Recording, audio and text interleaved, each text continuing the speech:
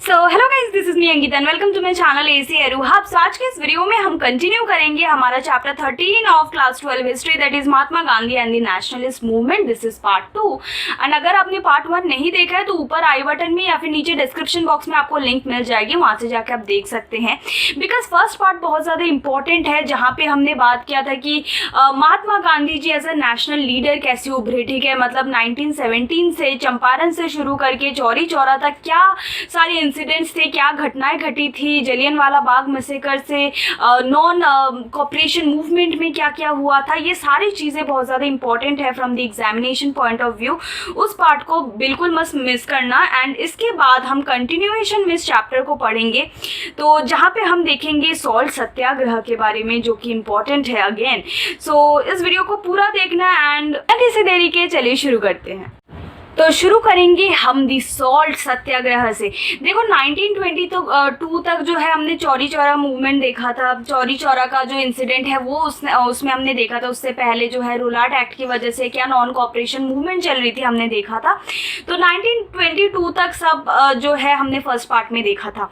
ये जो पार्ट है ये थोड़ा मतलब लेट शुरू होता है, अराउंड 1928 1930 वैसे टाइम पे। ठीक है, 1930s के टाइम पे, जहाँ पे हम देखेंगे सॉल्ट सत्याग्रह, डांडी मार्च, ये सब चीजें। तो शुरुआत करते हैं थोड़ी हिस्टोरिकल बैकग्राउंड से कि हिस्ट्री में क्या चल रहा था। ठीक है, बैक में क्या हुआ था बैकग्राउंड में। देखो 1927 में जो है महात्मा गांधी जी रिटायर हो गए थे। ठीक है, पॉलिटिक्स से वो रिटायर हो गए थे 1927 में। एंड 1928 में जो चाह रहे थे कि दोबारा एंट्री ले, ठीक है, मतलब पॉलिटिक्स में वो दोबारा एंट्री लेना चाह रहे थे। एंड उसी टाइम जो है ऑल इंडिया कैंपेन चल रहा था for all white Simon commission. आपको पता है साइमन कमीशन जो है इंडिया पे आई थी एंड उस टाइम में सब नारे लगा रहे थे, साइमन गो बैक, सब प्रोटेस्ट कर रहे थे एंड कैंपेन चला रहे थे। एंड वो साइमन कमीशन जो है किस लिए आई थी, वो बस देखने आई थी, इंक्वायरी करने आई थी कि यार कंडीशन कैसा है मेरे कॉलोनी में। ठीक है, मीन्स इंडिया में कंडीशन कैसा है, चलो देख के आते हैं। तो साइमन कमीशन जब इंडिया में आई, ऑल वाइड मतलब इंडिया वाइड पूरा कैंपेन चल रहा था, साइमन गो बैक के नारे लग रहे थे। एंड उस टाइम पे जो है महात्मा गांधी जी ने उसमें कुछ मतलब अपना वो नहीं किया था, अपना पार्टिसिपेट नहीं किया था, बट उन्होंने ब्लेसिंग दी थी कि हाँ जो भी कर रहे हो अब सही हो, ठीक है, अच्छा हो। लास्ट में 1929 के दिसंबर में, इन द एंड ऑफ 1929, ठीक है, दिसंबर 1929 में कांग्रेस का एक सेशन हुआ था लाहौर में। कहाँ पे हुआ था? एक तो हमने देखा था कि जब गांधी जी आए थे 1916 में, वहाँ पे हुआ था लखनऊ में। एंड ये जो है 1929 वाला, ये कहाँ पे हो रहा है? लाहौर में। ठीक है, लाहौर में सेशन हुआ था। एंड उस टाइम पे वो मीटिंग बहुत ज़्यादा इंपॉर्टेंट थी दो वजह से। फर्स्ट तो जो है जवाहरलाल नेहरू वो एज अ प्रेसिडेंट इलेक्ट होने वाले थे फॉर कांग्रेस, तो वो एक यूथ थे। एंड एक यूथ जो है, एक यंग जनरेशन जो है उस कांग्रेस की भार संभालने वाली थी, लीडरशिप जो है पास होने वाली थी, प्रेसिडेंट बनने वाली थी, उस वजह से एक इम्पॉर्टेंट है। सेकेंड थिंग है for the proclamation of the commitment to Purna Swaraj. तो देखो इस सेशन में दो चीज इंपॉर्टेंट है। First is that the president, ठीक है, प्रेसिडेंट से जवाहरलाल नेहरू जो है प्रेसिडेंट बनने वाले थे। सेकंड इज दैट पूर्ण स्वराज मींस कंप्लीट इंडिपेंडेंस, जिसकी मांग हम इंडिया वाले जो है कर रहे थे, सब मांग कर रहे थे पूर्ण स्वराज की। तो उस वजह से जो है ये मीटिंग बहुत ज्यादा इंपॉर्टेंट थी। एंड इस पूर्ण स्वराज आखिर कब मनाया गया? 26 जैन 1930। ठीक है, मीन्स दिसंबर लास्ट में इन्होंने मीटिंग वगैरह की। एंड फर्स्ट 26 जैन मीन्स 1930 के शुरुआत में ही, 26 जैन में ही इन्होंने जो है पूर्ण स्वराज एंड इंडिपेंडेंस डे मनाया। आपको पता होगा ये जो हमारा रिपब्लिक डे है ना, 26 जनवरी को मनाते हैं हम। क्यों?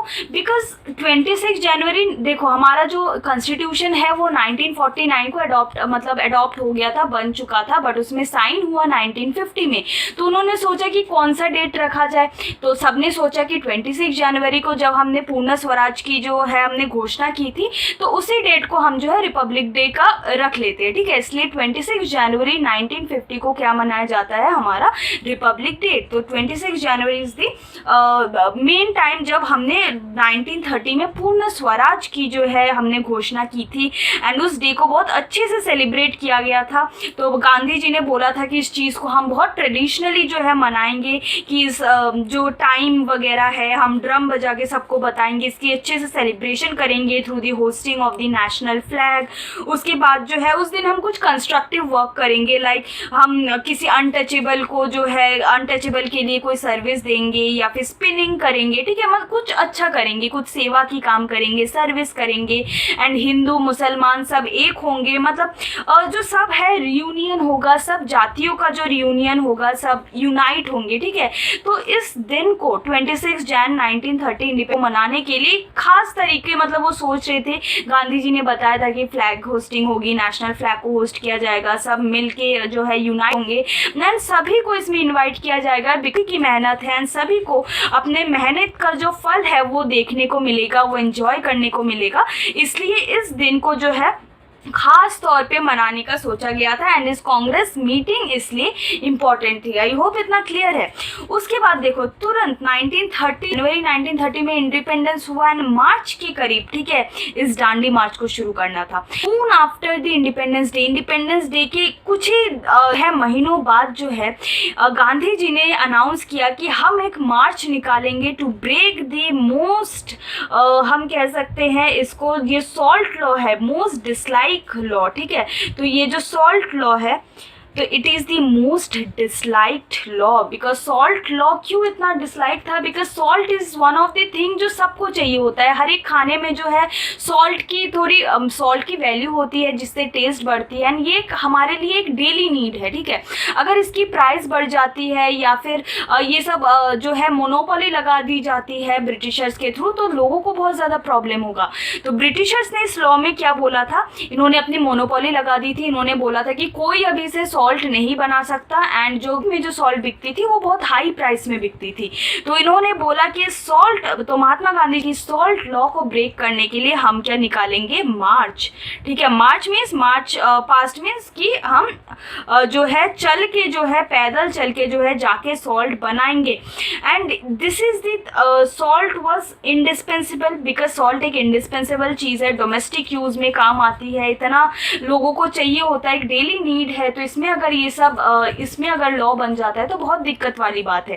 इसलिए उन्होंने अनाउंस कर दिया था कि हम सॉल्ट मार्च करेंगे और गांधी जी बहुत पहले से बोल रहे थे कि हम सॉल्ट मार्च करेंगे। इन्होंने लॉर्ड इरविन को भी बोल रखा था। लॉर्ड इरविन तब वहाँ के वाइसरॉय थे, ठीक है। लॉर्ड इरविन को भी गांधी जी ने बोल रखा था, बट लॉर्ड इरविन ने बहुत लाइटली लिया था एंड सारे ब्रिटिशर्स ने बहुत लाइटली लिया था कि ये क्या ही कर लेंगे, ऐसे ही बोल रहे हैं। बट ये जो इन्होंने हल्के में लिया था ना, ये इनको बहुत ज़्यादा भारी पड़ गया क्योंकि ऑन 12 मार्च 1930, ठीक है, मैं इसको सीक्वेंस में आपको बता दूंगी ताकि आपको ज़्यादा कन्फ्यूजन ना हो। ऑन 12 मार्च 1930 इस दिन को गांधी जी ने मार्च निकाला था। बिगन स्टार्टेड वॉकिंग फ्रॉम आश्रम ऑफ साबरमती। सुना होगा आप लोगों ने साबरमती आश्रम, ठीक है। वहाँ से वो कहाँ तक गए थे, ओशन तक गए थे, जहाँ पे समुद्र के तट में नहीं जाएंगे तो कहाँ से सॉल्ट बनाएंगे, ठीक है। तो अपने साबरमती आश्रम से वो ओशन तक गए थे, समुद्र तक गए थे एंड पैदल गए थे, ठीक है, पैदल गए थे। एंड उसमें लगभग 3 वीक लग गए, मीन्स एक महीने से थोड़ा कम ही लगा, ठीक है। तो 3 हफ्ते लग गए, 3 वीक्स लग गए। वो पैदल जो है वहाँ पे गए एंड वहाँ पे जाके उन्होंने सॉल्ट बनाया। फीस्टफुल ऑफ सॉल्ट मीन्स एक मुट्ठी के बराबर जितना सॉल्ट होता है ना, उतना सॉल्ट बनाया। एंड इन्होंने क्या किया, कानून को तोड़ा, सो that is become a crime. क्योंकि उस टाइम में ये सॉल्ट लॉ थी एंड लॉ को उन्होंने ब्रेक किया तो ये क्या हो गया, क्राइम हो गया, ठीक है। एंड जिसकी वजह से इनको अरेस्ट वगैरह भी किया गया, ठीक है, वर्ल्ड वाइड में जो है। एंड यही नहीं, साथ में ना दूसरे जगहों पे भी बहुत ज़्यादा मतलब प्रोटेस्ट वायलेशन चल रहे थे। कोई फॉरेस्ट लॉ तोड़ रहा था, तो कोई फैक्ट्री वर्कर्स जो है स्ट्राइक पे थे, लॉयर्स बाइकआउट कर रहे थे, एजुकेशनल इंस्टीट्यूशन जो गवर्नमेंट द्वारा रन थी लोग जा नहीं रहे थे, नॉन कॉपरेशन चल ही रहा था। उसके ऊपर इन्होंने और एक डाल दिया, that is Dandi March. Salt law को उन्होंने ब्रेक कर दिया। इस वजह से यार पता है, इसको ब्रेक करने की वजह से 60,000 इंडियंस को अरेस्ट किया गया। 60,000 इंडियंस को, चौरी चौरा में लगभग 1000 लोगों को जो है अरेस्ट किया गया था, आई थिंक। एंड इसमें 60,000 लोगों को जो है अरेस्ट किया गया, साथ में उसमें से एक थे गांधी जी। हर बार गांधी जी को ही अरेस्ट करके लेके जाते थे, ठीक है, कि हर बार जब भी वो हर बार ये करते थे, वायलेशन करते थे, लॉ तोड़ते थे, ठीक है, गांधी जी को अरेस्ट कर लेते थे, फिर जब है फिर से आके गांधी जी दोबारा कुछ ना कुछ करते थे, ठीक है। तो इस टाइम भी गांधी जी को इन्होंने अरेस्ट कर लिया था।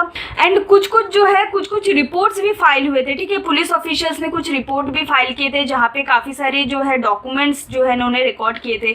लाइक गांधी जी पता है रूट में ये बोल रहे थे कि जो भी लोकल ऑफिशियल है, ठीक है, वो उनको बोल रहे थे कि आप अपना गवर्नमेंट जॉब जो है, गवर्नमेंट एम्प्लॉयमेंट जो है छोड़ दो, ठीक है, और इस फ्रीडम स्ट्रगल को ज्वाइन करो, ठीक है। गवर्नमेंट ऑफिस क्यों छोड़ दो? क्योंकि गवर्नमेंट ऑफिस तो ब्रिटिश के अंडर काम करती है ना, तो उनको छोड़ के फ्रीडम स्ट्रगल ज्वाइन करो। फिर जो है वासना एक विलेज है, ठीक है, वहाँ पे जाके गांधी जी ने जो अपर कास्ट लोग हैं उनको बोला था if you are for Swaraj, अगर आप लोग स्वराज के लिए आए हो तो पहले जो है आप अनटचेबल्स को सर्व करो। ये बहुत बड़ी बात है। देखो अगर आप नेशनल मूवमेंट कर रहे हो, ठीक है, स्वदेशी मूवमेंट कर रहे हो, या फिर आप फ्रीडम स्ट्रगल के लिए लड़ रहे हो, तो आपको पहले अपने अंदर के भेदभाव को मिटाने होंगे। ये जो सोशल एविल्स है, अनटचेबिलिटी है, कास्ट डिस्क्रिमिनेशन है, इसको हटाना होगा। तो अपर कास्ट को उन्होंने स्पेशली ये बोला था कि आप स्वराज के लिए आए हो तो पहले आप अनटचेबल्स को सर्व करो, ठीक है, ताकि ये और ज़्यादा मतलब ये फर्स्ट स्टेप होगा फॉर मतलब स्वराज के लिए। एंड ये भी उन्होंने बोला था कि यार बस ये सॉल्ट लॉ को रिपील करने से, हटाने से और मार्च पास्ट करने से, प्रोटेस्ट करने से ही केवल हमें स्वराज नहीं मिलेगा, बट हमें खुद को भी जो है इस अनटचेबिलिटी, डिस्क्रिमिनेशन, ये सोशल लेवल्स को जो है भगाना होगा, ठीक है। तो दिट इज एंड एक और थिंग है जो superintendent, district superintendent of police ने ये बोला था, mister Gandhi appeared calm and collected and he is gathering more strength and as he proceeds. तो इन्होंने ये बोला था, मतलब गांधी जी को देखने में ना काम, कंपोज ऐसे लगता है कि बहुत शांत मन के है, बट एक्चुअली क्या कर रहे हैं, स्ट्रेंथ ले रहे, ठीक है, मतलब लोगों को इकट्ठा करके अपना स्ट्रेंथ बढ़ा रहे। कुछ और भी जो है न्यूज़ पे मैगजीन्स वगैरह में नहीं बोला था, तो अमेरिकन जो मैगजीन्स थे, ठीक है, ये जो सारी चीज़ें हैं अब अपने आंसर में कोट करना बहुत सही रहेगा कि सॉल्ट लॉ में क्या हुआ था, ठीक है, वो पहले से उन्होंने चेतावनी तो दे दी थी, उसके बाद क्या हुआ था, वर्ल्ड वाइड में प्रोटेस्ट चल रहा था, उनको जेल में फिर डाला गया था, एंड उसके बाद जो है उनके खिलाफ क्या क्या किन्होंने रिपोर्ट लिखा था। एक तो हमने पुलिस ऑफिशियल्स की रिपोर्ट देखी, ठीक है, उसके बाद हमने अमेरिकन जो है न्यूज़ मैगजीन्स, ठीक है, यहाँ पे मैं लिख देती हूँ न्यूज़ मैगजीन, इन्होंने क्या बोला सुनो।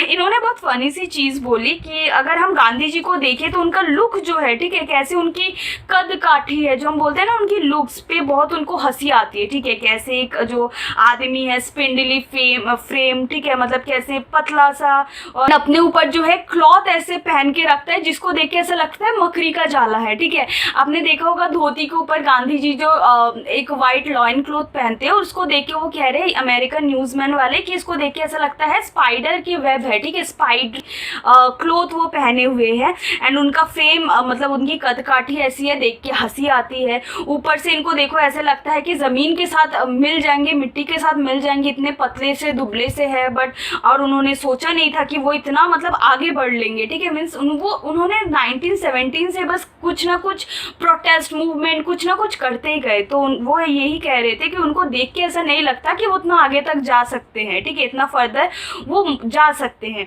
तो ब्रिटिशर्स यही कह रहे थे, एंड इससे जो है मजाक भी उड़ा रहे थे, एंड साथ में वो जो है एंशियस भी हो रहे थे इसके खिलाफ, इस मार्च के खिलाफ, इस दांडी मार्च के खिलाफ।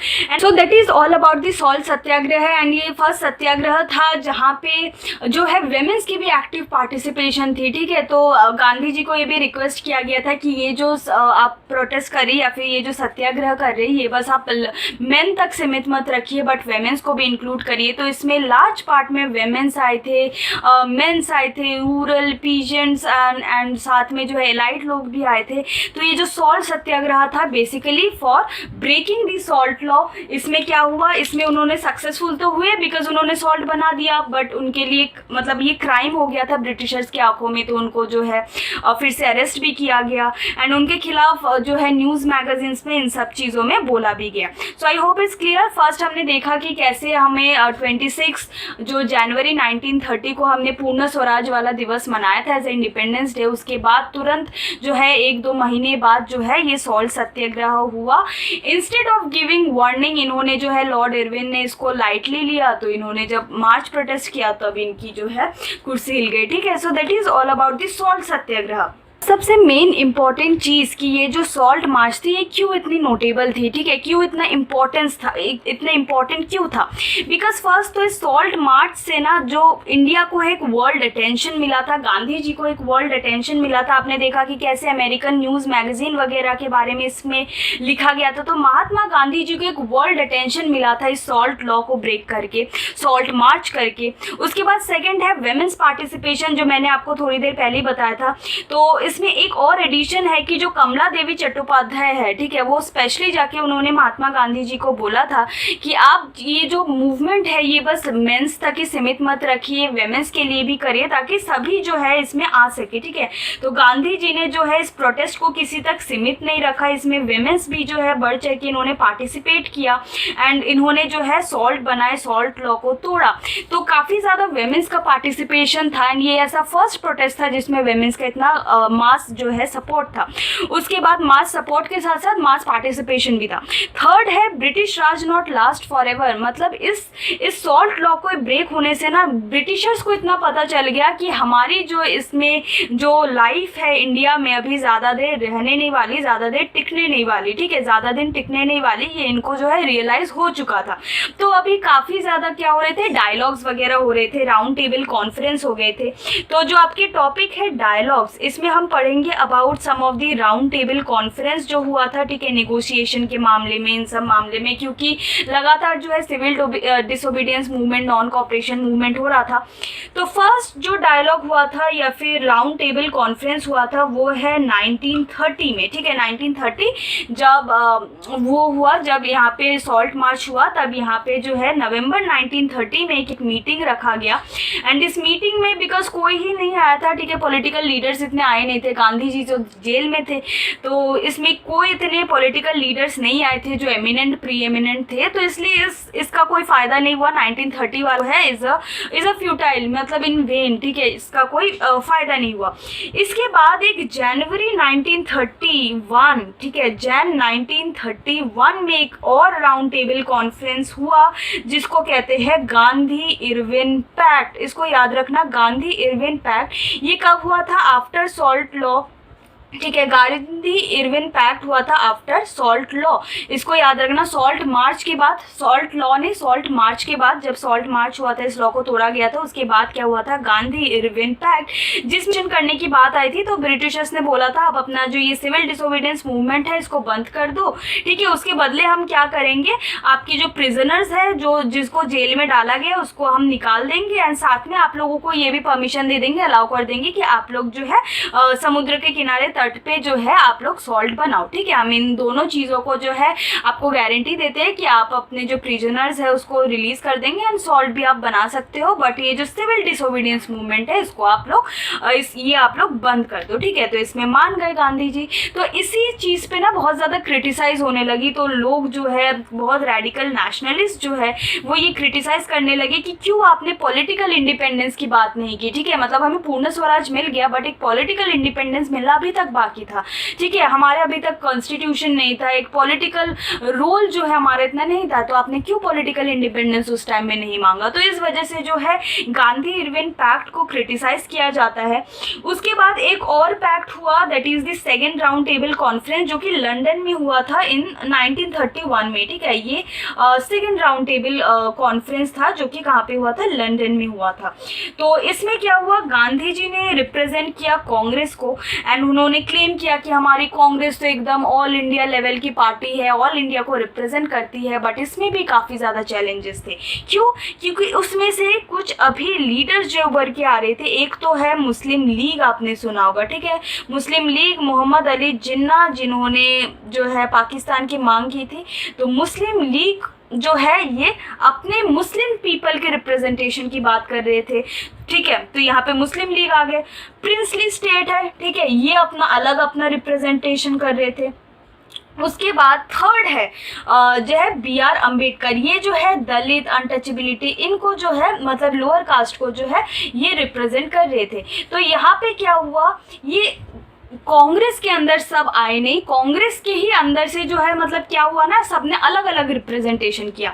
तो महात्मा गांधी ने सोचा हमारा जो पार्टी है वो तो ऑल इंडिया लेवल में है, बट इसमें भी चैलेंजेस थे क्योंकि सब अपने जो सेक्ट है उसको रिप्रेजेंट कर रहे थे। मुस्लिम लीग मुस्लिम्स की रिप्रेजेंटेशन में थी, प्रिंसली स्टेट की रिप्रेजेंटेशन में प्रिंस आए थे, B.R. अम्बेडकर उनका जो था जो लोअर कास्ट पीपल दलित्स के लिए इनके लिए उनका था, ठीक है।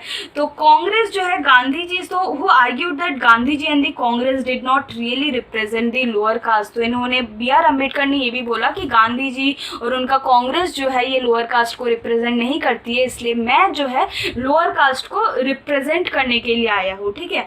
तो ये जो कॉन्फ्रेंस हुआ था लंदन में बहुत ज़्यादा इनकन्क्लूसिव था। सो गांधी जी जो है इंडिया में वापस आ गए, उनको ये चीज़ पसंद नहीं आई क्योंकि इतने सारे रिप्रेजेंटेशन आ गए थे, ठीक है। सब अपने अपने अलग अलग रिप्रेजेंटेशन कर रहे थे, एज अ होल इंडिया कुछ रिफ्लेक्ट नहीं हुआ। तो गांधी जी आके फिर से वो अपने सिविल डिसोबीडियंस मूवमेंट करना उन्होंने स्टार्ट कर दिया था। ओके, तो इतना समझ आया। उन्होंने दोबारा आके जो है जितने भी राउंड टेबल कॉन्फ्रेंस हुए इसका फ़ायदा कुछ निकला नहीं। फर्स्ट गांधी इरविन पैक्ट हुआ था, बट उसके बाद दोबारा गांधी जी आके जो है सिविल डिसोबीडियंस मूवमेंट उन्होंने क्या कर दिया था, रिज्यूम कर दिया था, चालू कर दिया था सिविल डिसोबीडियंस मूवमेंट। एंड जो है उस टाइम में न्यू वाइसरॉय आए थे लॉर्ड वेलिंगटन, ठीक है। कौन आए थे? Lord Wellington. एंड ये जो थे ना ये गांधी जी को बिल्कुल पसंद नहीं करते थे, लॉर्ड वेलिंगटन। एंड इन्होंने बहुत कुछ कहा भी था एंड वो बहुत अनसिम्पैथेटिक थे, ठीक है। मतलब इंडियन लीडर्स के प्रति अनसिम्पैथेटिक थे, उनका कोई उतना इमोशनल नेचर नहीं था या फिर इमोशनली वो कुछ मतलब इतना भी इंडियन लीडर्स को पसंद नहीं करते थे, अनसिम्पैथेटिक थे। एंड इन्होंने गांधी जी को बहुत ज़्यादा क्रिटिसाइज़ किया था। इन्होंने बोला था कि वर्ल्ड बहुत सुंदर है, अगर वर्ल्ड बहुत सुंदर होती अगर गांधी जी नहीं होता, ठीक है। मतलब गांधी जी अगर नहीं होते तो वर्ल्ड बहुत ज़्यादा ब्यूटीफुल होती। एंड उन्होंने जितने भी उनके लेटर्स वगैरह लिखे उसमें भी जो है इन्होंने गांधी जी को बहुत ज़्यादा क्रिटिसाइज़ किया है, ठीक है। वो बताते हैं कि ये जो है अनप्रैक्टिकल है, मिस्टिकल है, सुपरस्टिशियस है, ये सब वर्ड्स जो है इनके लिए उन्होंने यूज़ किया था जो लॉर्ड वेलिंगटन थे। तो इतना समझ आया कि 1930-31 में जो है राउंड टेबल कॉन्फ्रेंसेस वगैरह चली। तो हाउएवर उसके बाद क्या हुआ, 1935 में गवर्नमेंट ऑफ इंडिया एक्ट लाया गया, ठीक है। गवर्नमेंट ऑफ इंडिया एक्ट जिसमें से काफ़ी सारे प्रोविजंस जो है हमारे कॉन्स्टिट्यूशन में भी डाले गए हैं, ओके। तो मोस्ट ऑफ दी चीज़ें जो है गवर्नमेंट ऑफ इंडिया एक्ट से ली गई है। सो जो गवर्नमेंट ऑफ इंडिया एक्ट है 1935 का, उसमें क्या बोला गया था, फॉर रिप्रेजेंटेटिव गवर्नमेंट, ठीक है। ये बात की गई थी कि वो प्रॉमिस करते हैं वो रिप्रेजेंटेटिव गवर्नमेंट देंगे, ठीक है। 2 साल बाद मीन्स 1937 में जो है क्या हुआ था, इनका जो है इलेक्शन हुआ था इन अ प्रॉपर मैनर, जिसमें जो विक्ट्री है किसकी हुई थी, कांग्रेस की हुई थी। तो 11 प्रोविंस में से 8 प्रोविंस में कांग्रेस को विक्ट्री मिली थी। उसके बाद उसके 2 साल बाद, ठीक है, ऑफिस होल्ड करने के 2 साल बाद मिनिस्ट्री मतलब मिनिस्ट्री वगैरह उनको मिलने के 2 साल बाद, ऑफिस होल्ड करने के 2 साल बाद 1939 में, ठीक है, 1937 में इलेक्शन, इसके 2 साल बाद इलेक्शन हुआ एंड इसके 2 साल बाद 1913 में क्या हुआ, सेकेंड वर्ल्ड वॉर चल रहा था, ठीक है। 39 to 45 सेकेंड वर्ल्ड वॉर चल रहा था। एंड जब क्योंकि जो है इंडिया हिटलर के खिलाफ थी या फिर नाजिज्म के खिलाफ थे, तो उन्होंने बस एक प्रपोजल दिया था ब्रिटिशर्स को कि हम जो है आप जो ब्रिटिशर्स है उनको ये बोला था कि नेगोशिएट टाइप का उन्होंने किया था। उन्होंने बोला था कि हम आपको उस वॉर में सपोर्ट करने के लिए तैयार है अगर आप जो है हमें प्रॉमिस करो कि हमें जो है इंडिपेंडेंस मिलेगा, ठीक है, और हम ये हॉस्टिलिटीज़ वगैरह आप एंड करोगे। इन्होंने इतना ही नेगोशिएट किया था कि आप इतना प्रॉमिस करो कि हमें आप लोग इंडिपेंडेंस दे दोगे और ये हॉस्टिलिटी ख़त्म कर दोगे, तो हम आपको जो है इस वॉर में जो है हेल्प करेंगे, बिकॉज हम भी नाजिज्म के खिलाफ है, हिटलर के खिलाफ है। तो ये जो ब्रिटिशर्स थे इन्होंने साफ मना कर दिया। तो साफ मना करने से अब क्या हुआ, ये जो कांग्रेस के मिनिस्ट्रीज वगैरह थे ना, उन्होंने अक्टूबर में ही इनका पद जो है इन्होंने रिजाइन कर दिया था, सब कुछ छोड़ दिया था। एंड दोबारा से ये सत्याग्रह करने लग गए थे क्योंकि ब्रिटिशर्स इनको अभी भी ये नहीं बोल रहे थे कि हम आपको इंडिपेंडेंस देंगे, इसलिए गुस्सा होकर इन्होंने रिजाइन कर दिया। दोबारा इन्होंने सत्याग्रह करना स्टार्ट कर दिया। साथ में उस टाइम में क्या हो रहा था, 1940s में, अब देखो उस टाइम में काफ़ी सारी चीज़ें हो रही थी जो कि इतनी अच्छी नहीं थी, बिकॉज 1940s में मुस्लिम लीग ने भी जो है अपना स्ट्रगल स्टार्ट कर दिया। उन्होंने बोला कि मतलब हमें पाकिस्तान चाहिए, सेपरेट नेशन चाहिए, हमें मुस्लिम्स के रिप्रेजेंटेशन चाहिए, क्योंकि क्योंकि कांग्रेस जो है एक हिंदू की पार्टी है, इंडिया जो है एक हिंदू राष्ट्र है, एंड जो है मुस्लिम्स को यहाँ पे रिप्रेजेंटेशन नहीं मिलेगी, तो इसलिए जो है ये अपना अलग जो है नेशन, पहले तो ये ना ऑटोनॉमी की बात कर रहे थे, ठीक है, कि आप हमें ऑटोनॉमी दे दो, तो इन्होंने पहले कोई सेपरेशन वगैरह की बात नहीं की थी, बट सिचुएशन बाद में ऐसी कुछ अरोज हो गई कि ऑटोनॉमी की जो मांग है ये पूरी नहीं हो पाई, उन्होंने बोला कि हमें सेपरेशन चाहिए, मतलब हमें अलग एक नेशन चाहिए, पाकिस्तान चाहिए, ठीक है, ये बात बोली गई थी। तो पाकिस्तान के लिए भी ये मांग कर रहे थे। तो अब ये जो लड़ाई थी सिर्फ ब्रिटिश और इंडिया में नहीं थी, बल्कि हिंदू, मुस्लिम और ब्रिटिशर्स में थी, ठीक है, मतलब एक ट्रायंगल बन चुका था, हिंदू, मुस्लिम, ब्रिटिशर्स, ठीक है। तो ये उस टाइम पे ये लड़ाई चल रही थी, जबकि ब्रिटेन में जो लेबर के मेंबर है, लेबर पार्टी है, उनके मेंबर थोड़े से मतलब सिंपैथेटिक थे, थोड़े चाहते थे कि मतलब इंडिया के एस्पिरेशन को समझते थे, बट उनके जो वो रूलर थे, मतलब कंजर्वेटिव जो प्राइम मिनिस्टर थे विंस्टन चर्चिल, ये बहुत मतलब इम्पीरियलिस्ट टाइप के थे, ठीक है, मतलब ये चाहते थे मतलब एक किंग टाइप के थे, ठीक है। तो ये इतने ज़्यादा सिंपैथेटिक नहीं थे, इतना इंडिया को समझते नहीं थे, इस एस्पिरेशंस को वो समझना नहीं चाहते थे। एंड विंस्टन चर्चिल जो है उन्होंने क्या किया, उन्होंने सर स्टैफर्ड क्रिप्स को भेजा, जो कि मिनिस्टर थे। सर स्टैफर्ड क्रिप्स, तो क्रिप्स मिशन के नाम से भी जाना जाता है, क्रिप्स मिशन इंडिया में आई थी, ठीक है। उन्होंने जो है कुछ नेगोशिएट वगैरह इन्होंने किया था कि इन्होंने बोला था कि अगर जो इंडिया है वो ब्रिटिश को डिफेंड करेगी इन द एक्सेस पावर, ठीक है, क्योंकि सेकेंड वर्ल्ड वॉर चल रहा था, तो उन्होंने बोला था कि एज एक्सेस पावर इंडिया को जो है डिफेंड करेंगी, बट इंडिया का viceroy had first to appoint an Indian as the defence member of the executive council. हम डिफेंड तो करेंगे, बट आपको जो है एक इंडियन मेंबर बनाना पड़ेगा एज अ डिफेंस मिनिस्टर। तो डिफेंस मेंबर कौन होगा, एक इंडियन, तभी हम जाके ये सब करेंगे। तो क्रिप्स मिशन आई थी, ठीक है, उसमें भी उन्होंने काफ़ी कुछ हुआ था, जो आपकी बुक में इतना डिटेल्डली एक्सप्लेन नहीं है, बट अगर आप चाहो तो इसको पढ़ सकते हो, ठीक है। तो that is all about the salt Satyagraha and the dialogues. एक बार मैं रिज्यूम मतलब एक बार आपको बता देती हूँ हमने अभी तक क्या पढ़ा। सॉल्ट मार्च हुआ था, ठीक है, उससे पहले हमने पूर्ण स्वराज का दिवस मनाया, इंडिपेंडेंस मनाया, उसके बाद सॉल्ट लॉ हुआ, ठीक है, लोगों को जो है फिर जेल में अरेस्ट वगैरह किया गया। एंड ये जो सॉल्ट मार्च है क्यों ज़्यादा इंपॉर्टेंट हुई, बिकॉज इसमें वर्ल्ड में अटेंशन गेन कर चुकी थी, वेमेंस की पार्टिसिपेशन थी, ब्रिटिश को ये पता चल चुका था वो ज़्यादा देर रहने नहीं वाले, तो काफ़ी ज़्यादा जो है राउंड टेबल कॉन्फ्रेंस, डायलॉग, ये सब चल रहा था कांग्रेस में एंड ये उनके ब्रिटिशर्स में। तो 1930 में जो फर्स्ट राउंड टेबल कॉन्फ्रेंस हुआ था वो तो फेल हो गई, ठीक है, बिकॉज वहाँ पे कोई एमिनेंट लीडर ही नहीं आए। दूसरे में 1931 में गांधी इरविन पैक्ट हुआ, जिसको क्रिटिसाइज भी किया गया था। उसके बाद 1931 में लंदन में और एक जो कॉन्फ्रेंस हुआ, उसमें जो है कुछ चैलेंजेस देखने को मिले, लाइक सेपरेशन हमें देखने को मिला, मुस्लिम लीग अलग अपना रिप्रेजेंटेशन दे रही है, प्रिंसली स्टेट अलग दे रहे हैं, BR अम्बेडकर अपना अलग लोअर कास्ट के लिए दे रहे हैं, ठीक है। एंड आखिरकार 1935 में जाके गवर्नमेंट की रिप्रेजेंटेशन की बात आई। तो उसके बाद इलेक्शन हुआ, जब ऑफिसेज होल्ड की, एंड जब ब्रिटिशर्स ने उनको इंडिपेंडेंस देने से मना कर दिया, तो इन्होंने दोबारा क्या हुआ, इन्होंने रिजिग्नेशन करके क्या किया, दोबारा सत्याग्रह एंड ऐसे फ्रीडम स्ट्रगल के लिए लड़ने लगे, ठीक है। एंड 1914 में हमने देखने को मिला मुस्लिम लीग का जो है प्रोटेस्ट, मतलब उनका जो डिमांड है पाकिस्तान के लिए वो देखने को मिला।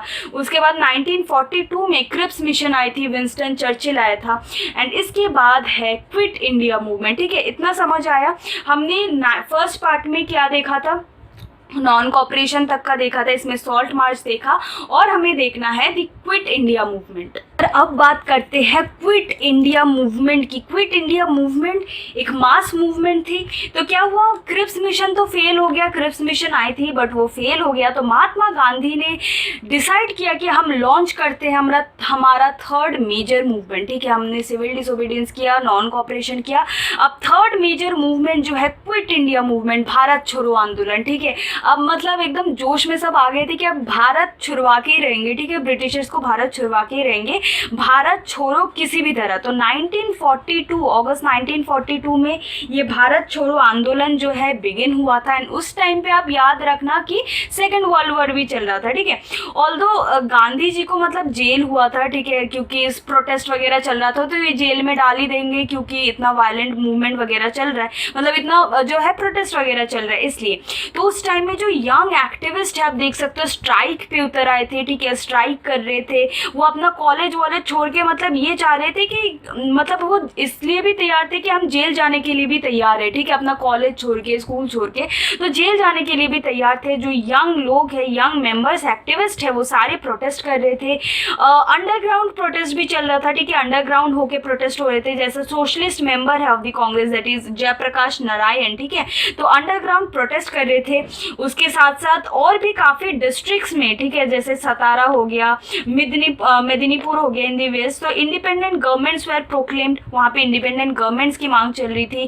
क्विट इंडिया एक मास मूवमेंट था, बिकॉज इस टाइम में ना सब ज़्यादा वायलेंट हो गए थे, यंग से लेके एवरी मेंबर जो है इसमें मतलब सपोर्ट करने आई थी। अंडरग्राउंड मूवमेंट हो रहा था, यंग लोग जो है मूवमेंट कर रहे थे, जेल जाने के लिए सब तैयार थे। गांधी जी को भी जेल में डाला गया था, ठीक है। एंड उसके बाद जो है जिन्ना उस टाइम में क्या कर रहे थे, मोहम्मद अली जिन्ना ये चाह रहे थे कि अपना जो एक्सपैंड है, मतलब ये अपना जो इन्फ्लुएंस है उसे एक्सपैंड करे, ठीक है, कि जो मुस्लिम लोग है, मुस्लिम लीग की जो एम है, आइडियोलॉजी है, उसकी जो इन्फ्लुएंस है उसको और ज़्यादा वो जो है इन्फ्लुएंस करे। तो पंजाब, सिंध, इन जगहों पे क्योंकि वहाँ पे मुस्लिम मेजॉरिटी थी, मतलब मुस्लिम मतलब वहाँ पे ज़्यादा मात्रा में थे as compare to other parts of India, तो वहाँ पे वो इसको इन्फ्लुएंस कर रहे थे।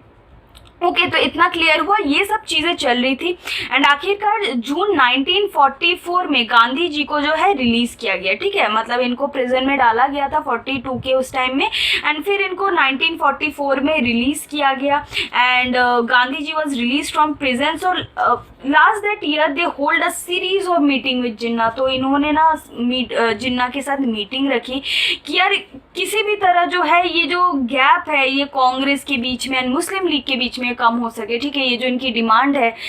तो हमेशा चाह रहे थे कि ये जो गैप है, ये जो इनकी डिमांड है या फिर इनकी जो एक ऐसी फीलिंग आ रही है कि हम अलग है, मुस्लिम लोग अलग है, इनको अलग अपना वो चाहिए, राष्ट्र चाहिए, तो इन सब की गैप को जो फिल करने के लिए वो सीरीज ऑफ मीटिंग्स कर रहे थे, बट कुछ फ़ायदा तो हुआ नहीं इसका, ठीक है, लास्ट में जाके। एंड 1944 में, ठीक है, 1945 में सेकेंड वर्ल्ड वॉर ख़त्म हो चुकी थी, ठीक है, 39 से 45। एंड 45 में आपको याद है कि पर्ल हार्बर में जो पहले जापान ने फेंका था, उसके बाद जापान के ऊपर क्या हुआ, हिरोशिमा नागासाकी में अटैक हुआ, एंड उसके बाद जो है जापान ने भी हार मान लिया, एंड उसके बाद जो है सेकेंड वर्ल्ड वॉर ख़त्म हो गया। 1945 में लेबर पार्टी आई पावर में, ठीक है, लेबर पार्टी आई पावर में। एंड मैंने आपको पहले भी बताया था ये जो लेबर के पार्टी के मेंबर्स थे वो थोड़ा ज़्यादा सिंपैथेटिक थे, इंडिया के एस्पिरेशंस को समझते थे, तो उन्होंने ये बोला था ठीक है हम पावर में आए हैं, आपको जो है इंडिपेंडेंस ग्रांट करेंगे, हम आपको इंडिपेंडेंस देंगे। बट वहाँ के वाइसरॉय कौन थे, लॉर्ड वेवेल, ठीक है, उस टाइम में वाइसरॉय कौन थे, लॉर्ड वेवेल। इतना थोड़ा वाइसरॉय वगैरह का थोड़ा सा याद रख लेना, लॉर्ड वेवेल थे, उसके बाद माउंटबेटन आए, ठीक है, इसके बाद हम इसके पहले हमने विलिंगटन देखा था, उसके बाद आए वेवेल, ठीक है। वेवेल जो है brought the Congress and the league together for a series of talk. तो उन्होंने बोला कि यार आप लोग बातचीत करो कि कुछ ठीक हो सके, मामला ठीक हो सके, उन्होंने बोला। तो early in the 1946 fresh election कराया गया, प्रोविंशियल लेजिस्लेचर में फ्रेश इलेक्शन कराया गया, एंड उसमें क्या हुआ, कांग्रेस जीत गई, ठीक है, एज आपको पता है कांग्रेस स्वेप दी जनरल कैटेगरी में कांग्रेस जीत गई। एंड मुस्लिम लीग की जो है उनको रिजर्व कैटेगरी में उनको वोट मिला था, ठीक है, उनकी जो रिजर्व कैटेगरी, जैसे एक तो मुस्लिम लीग है उनको जनरली वोट मिला था, बट उस टाइम पे कुछ रिजर्व कैटेगरी भी थी, ठीक है, तो मुस्लिम्स के लिए रिजर्व कैटेगरी थी जिसमें मुस्लिम लीग को जो है मिला था, वोट मिला था। बट ये जो 1946 के समर में जो कैबिनेट मिशन आया था, ठीक है, ये जो कैबिनेट मिशन था जो कि 1946 में भेजा गया था, ये फेल हो गया बिकॉज कांग्रेस एंड लीग के बीच में कोई एग्रीमेंट हो ही नहीं पा रही थी। एंड जिन्ना ने बोला था हम डायरेक्ट एक्शन डे करेंगे, ठीक है, अब ये सब टॉक वॉक आप छोड़ो, एग्रीमेंट वगैरह छोड़ो, हम डायरेक्ट एक्शन डे करेंगे। डायरेक्ट एक्शन डे किस तारीख को, 16 अगस्त 1946 को, 16 अगस्त, 15 अगस्त हमें इंडिपेंडेंस मिला था, 16 अगस्त, ठीक है, 1946 मतलब 1947 से पहले वाले ईयर में 16 अगस्त 1946, ये याद रखना। Direct action day means direct action day करेंगे, हम डायरेक्ट एक्शन करेंगे और कुछ बातचीत वगैरह नहीं होगी। तो इस डायरेक्ट एक्शन डे में क्या हुआ, ब्लडी राइट्स हुए, एंड कैलकाटा में राइट हुए, वायलेंस हुआ, वेस्ट बंगाल में, बिहार में, एंड पूरे कंट्री में जो है, ठीक है, to the United Province Punjab, in some places Muslims were all the main sufferers, ठीक है, इन अदर प्लेसेस हिंदू। तो यही सब हो रहा था, हिंदू मुस्लिम की मारकाट हो रही थी, राइट्स हो रहे थे, यूनाइटेड प्रोविंस से लेके पंजाब, वेस्ट बंगाल, बिहार, हर जगह पे राइट चल रहा था डायरेक्ट एक्शन डे के दिन, ठीक है। इन्होंने ऐलान कर दिया था हम डायरेक्ट एक्शन डे करेंगे, एंड इस दिन ये सब चीज़ें हुई थी। ओके, इतना क्लियर है। उसके बाद क्या हुआ, 1947 आया, तो उसमें आए लॉर्ड माउंटबेटन। अब कौन आए, लॉर्ड माउंटबेटन।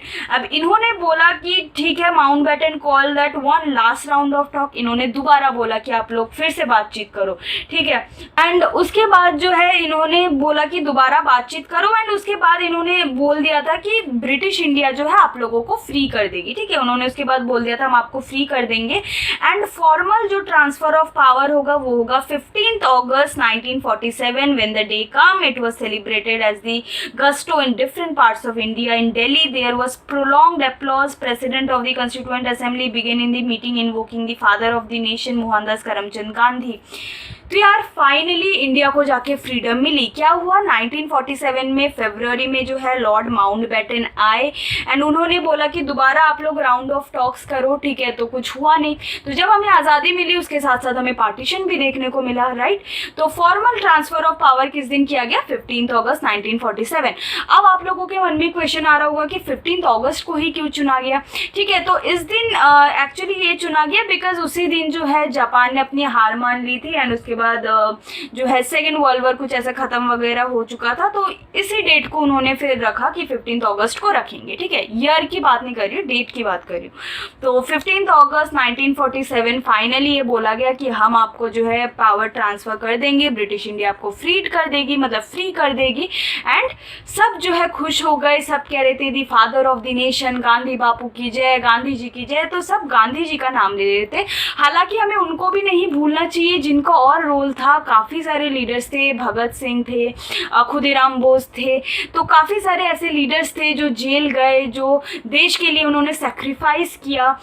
गांधी जी जो है स्पेशली एक मेन लीडर थे जिन्होंने सबको बांध के, सबको एक साथ चल के एक स्पिरिट दिया हमें, बट साथ साथ और भी लीडर्स थे। तो गांधी जी का एक मेन रोल ऑफकोर्स रहा है। तो इस चैप्टर में हम वही पढ़ रहे हैं, and that is all about the quit India movement. तो इसके साथ हमारा खत्म होता है द सेकेंड पार्ट, जहाँ पे हमने क्विट इंडिया मूवमेंट तक पढ़ा। एंड इसके बाद क्या होता है, उसके बाद आपको पता है क्या पार्टीशन, क्या ये वो सारी जो चीज़ें हैं, क्या सक्सेस थी, मतलब क्या क्या हो रहा था गांधी जी के बारे में और क्या क्या है, वो सब लास्ट पार्ट में हम कवर कर लेंगे। सो that is for the part 2। I hope you find this video good. कोई भी डाउट है you can write it down in the comment section. And तब तक अगर वीडियो पसंद आए तो यार लाइक कर देना, चैनल को सब्सक्राइब कर देना ना। मिलते हैं अगली वीडियो में। Till then stay tuned, bye bye.